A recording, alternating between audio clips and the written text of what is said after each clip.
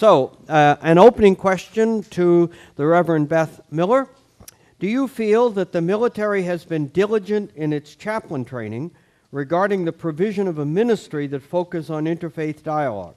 How does the military chaplain serve the large segment of military personnel who are not grounded in any particular faith, but experience the profound spiritual distress of combat? That's a two-parter, so I'll go in both parts. Regarding how the military is doing at training their chaplains, I can't answer for sure because I don't know. I'm not on that side of things. I can say that I visited both the Army and the Navy schools for chaplains over the last couple years and talked with their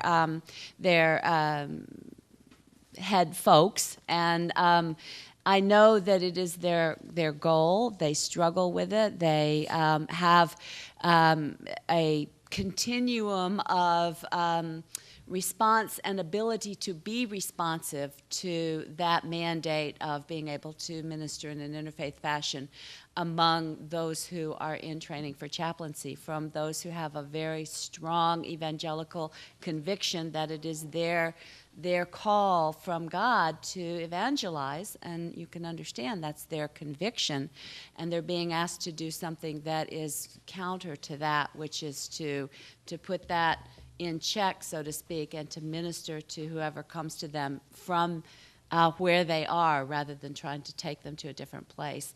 From that spectrum to the far other end, us and some of the other more liberal and theologically diverse chaplain trainees who more comfortably and more naturally understand and take that in and can work out of that. Both of the leaders of those schools told me that they very much appreciate our chaplains because it's part of their training as ministers in our faith tradition to be able to do that, so it's a good fit that way.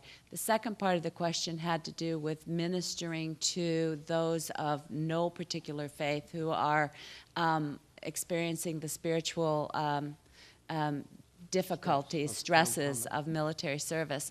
Well, pastoral care is given.